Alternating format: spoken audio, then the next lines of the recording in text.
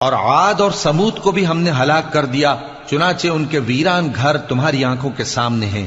اور شیطان نے ان کے اعمال ان کو آراستہ کر دکھائے اور ان کو سیدھے رستے سے روک دیا،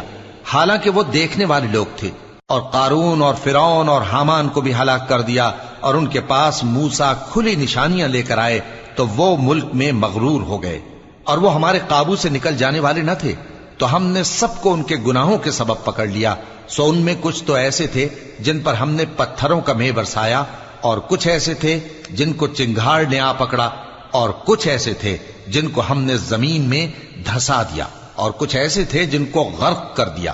اور اللہ ایسا نہ تھا کہ ان پر ظلم کرتا، لیکن وہی اپنے آپ پر ظلم کرتے تھے۔ جن لوگوں نے اللہ کے سوا اوروں کو کارساز بنا رکھا ہے، ان کی مثال مکڑی کی سی ہے کہ وہ بھی ایک طرح کا گھر بناتی ہے، اور کچھ شک نہیں کہ تمام گھروں سے کمزور مکڑی کا گھر ہے۔ کاش